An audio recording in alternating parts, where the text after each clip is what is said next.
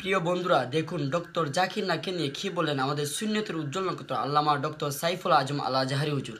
আসুন সম্পূর্ণ ভিডিওটি দেখে আসুন। আপনারা জাকির নায়েক সাহেবকে চিনেন না?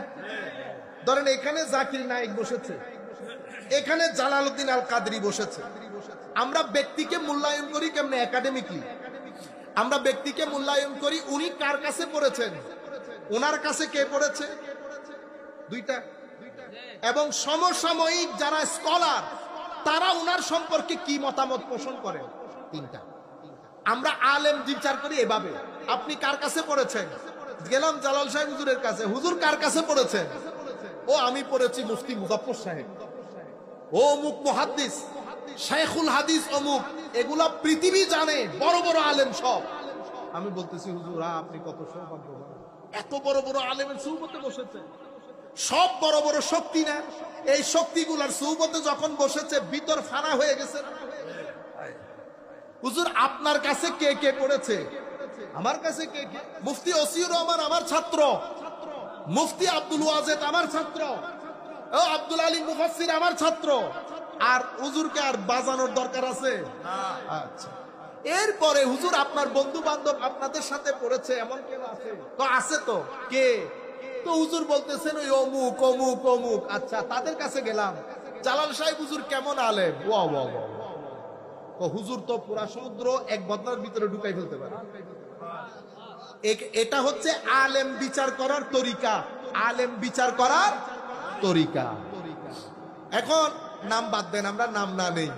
এখন আপনি আন্তর্জাতিক মুফাসসিরে কোরআন বসাইছেন, হুজুর কার কাছে পড়ছেন? কার কাছে পড়ছি? আমার উস্তাদের মধ্যে আছে তো আব্দুল কুদ্দুস, তারপরে সগীর আহমদ, তারপর হুজুর আব্দুল কুদ্দুস কে? ও আপনি চিনবেন না, এগুলো আমার এলাকার। সগীর আহমদ কে? ও সগীর আহমদ আমাদের উপজেলার মধ্যে একটা মসজিদের ইমাম ছিলেন। এখন আমার একটা আইডিয়া হয়ে গেছে না আপনার লেভেল। হুজুর আপনি কাকে পড়াইছেন? আমি তো আসলে পড়ানোর সুযোগ হয় নাই। আন্তর্জাতিক মুফাসসিরে কোরআন না, আমি এমনিতে বিভিন্ন জায়গার মধ্যে তাফসীর করি। তো না পড়াই হুজুর কেমনে তাফসীর? না আমি আসলে বক্তব্য দেই আর কি। আপনারা বুঝতে পেরেছেন? আচ্ছা, এরপরে হুজুর আপনার সাথে কে কে পড়েছে? আমার সাথে। এখন হুজুরের চোখ বড় হয়ে গেছে। ঢাকা বিশ্ববিদ্যালয়ের অমুক প্রফেসর আমার ক্লাসমেট, চিটাং বিশ্ববিদ্যালয়ের অমুক প্রফেসর আমার ক্লাসমেট। ও ঠিক আছে হুজুর। গেলাম ঢাকা বিশ্ববিদ্যালয়ের প্রফেসরের কাছে, স্যার অমুক মুফাসসির বলে আপনার ক্লাসমেট? হ্যাঁ হ্যাঁ আমার ক্লাসমেট। আলেম কেমন?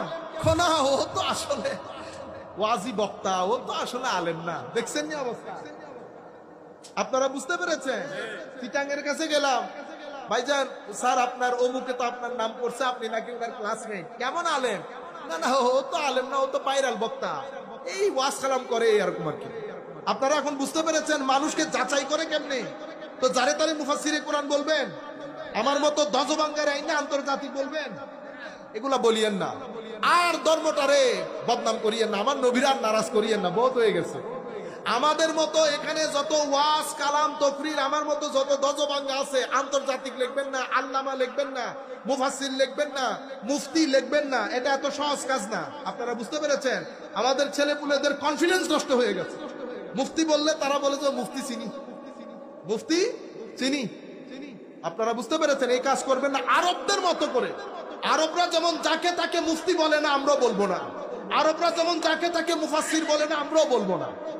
বস ওয়াজ করে, হযরত মাওলানা মাদ্রাসায় পড়েছে, এন্ড অফ দ্য স্টোরি। আপনারা বুঝতে পেরেছেন?